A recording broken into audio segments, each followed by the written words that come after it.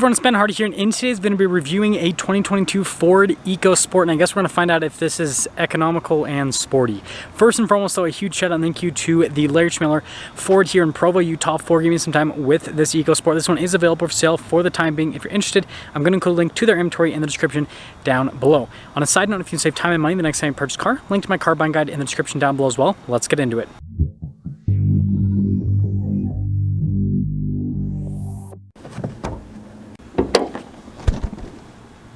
So under the hood, we have a naturally aspirated 2-liter 4-cylinder that goes through a 6-speed automatic transmission.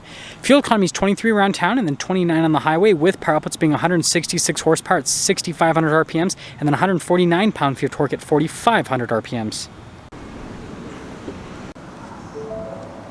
Now let's go over the front end of the EcoSport. So first off, we have these two prominent body lines here in the center portion of the hood. Definitely gives it a unique appearance overall. And then you guys can see here for the lights, halogen bulbs. We do have this nice LED daytime running light to spice things up a little bit. Notice the turn signal indicator is down below. And then you guys can see we've got some silver trim there with the front grille. And overall, pretty simplistic from a design perspective. Coming around the side here, we've got 205mm tires wrapped around 16-inch wheels in the front and over in the rear as well. And then you guys can see here from a design perspective with the wheels, again, simplistic. And the silver kind of matches the trim there on the front grille. And then notice here the molding there on the fender. And then you guys can see here on this side with the plastic molding. And then if we take a few steps back, it's pretty dang small, that's for sure. So here's a key fob, pretty simplistic, right? Got the Ford logo, and then you have basically lock and unlock. Now the hatch, not so simplistic. It looks like it would be in the center like any other hatch, but it's not. It's right here. So you press this button, and yes, this opens up just like, well, a Jeep Wrangler or a Ford Bronco. Well, I mean, the window's actually fixed to the tailgate, so it actually opens up more similarly to like a Mercedes G-Wagon or a Land Rover Defender. Anyways, you guys can see here with the little cargo cover, and then we have storage space under here with a bunch of stuff. Comes with the EcoSport. And yeah, overall, not super spacious, but yeah, definitely a weird tailgate situation. Now, finishing things up with the rest of the rear, you guys can see again with the taillight how you've got that little like cutout there, and then compared to the other one, it doesn't have it. EcoSport logo down below, and then you have your SE 4-wheel drive parking sensors here on the rear, and it's kind of got this upright, tall, boxy-ish design in the rear. Now here's the door panel in the rear. You guys can see here with the cloth trim, and then here are these seats. So you can see again with the cloth seats, look at that pattern there in the center. That is interesting. Now popping in here, I've got the seat where I'd have it set. So yeah, definitely not the most spacious. Headroom's solid though. And then notice we got a little, go on camera focus, there we go, charging port down below. And then we got our armrest / cup holder situation. Let's head to the front. Now here's the front door panel. You guys can see here again with the cloth padding, blind spot monitoring there for the mirrors. And then notice the front window is automatic for the driver's side. The rest isn't, I guess. And then here are the seats. Again, you got that interesting like design there with the stitching and everything. The seats are manually adjustable. Pretty regular looking pedal layout. We do have light controls right there. Steering wheel is manually adjustable. Let's pop in.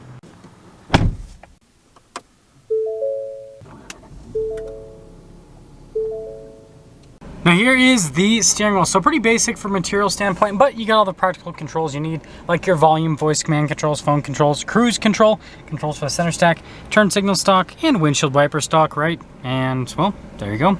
Here is the center gauge cluster. You guys can see mostly analog with the gauges. You do have that little screen there in the center, which you can go through to see different bits of info. You can even use it as a compass, I suppose. But yeah. There's that. Now here's the infotainment system. First off, if we pop it into reverse, we do have a backup camera with trajectory lines that turn with the steering wheel, and then you got parking sensors there at the rear, which you can see are now kind of beeping a little bit for the bush. As to the rest of the screen, response time is solid with the screen itself.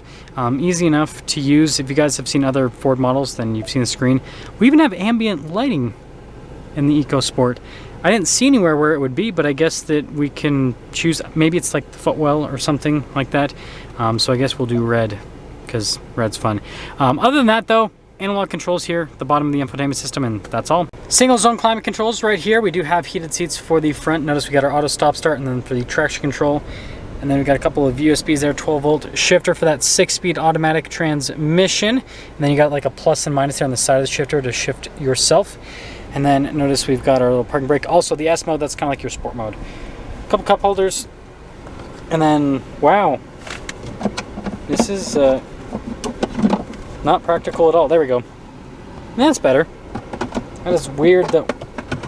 I'm leaving that because that's interesting. Anyways, glove box, pretty normal. Oh, it doesn't want to shut all the way. I guess we'll just... Anyways, you got like a little storage space above the glove box too. And finishing things up top, we have a sunroof, sunglass holder, and well, yeah, that's all. So this is the window seeker for the EcoSport. It's kind of hard to see because of the glare, and I guess my big fat head is also in the way a little bit too. Anyways, this is a 200A equipment group EcoSport. Base MSRP $25,510. After all options, $27,800 is the total MSRP. And let's see how it drives.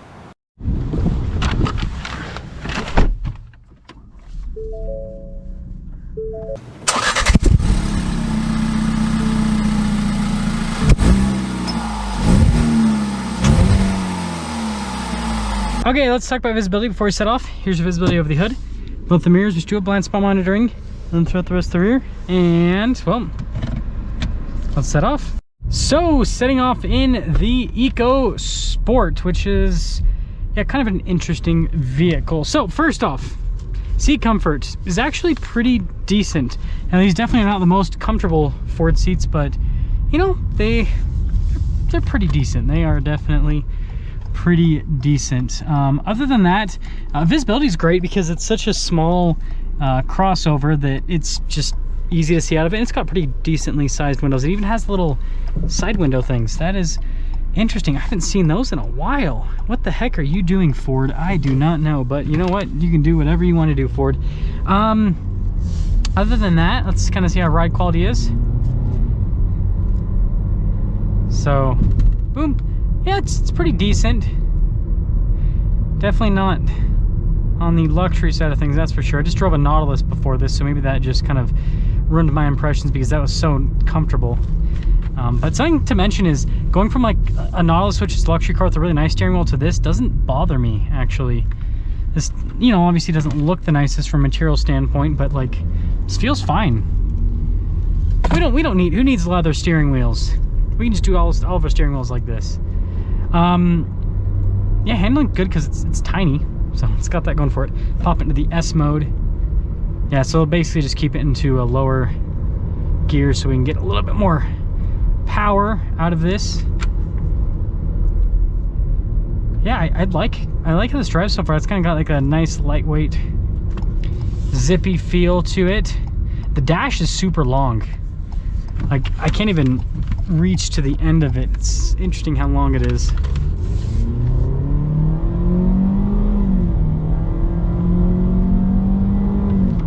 Yeah, pretty good from acceleration perspective with that 6-speed automatic and the little naturally aspirated 4-cylinder. I think the 8-speed or the 10-speed would help us out quite a bit. And obviously, well, we shouldn't talk about 6-speed automatics in Ford. If you guys know about the Focus, then you understand what I'm referring to.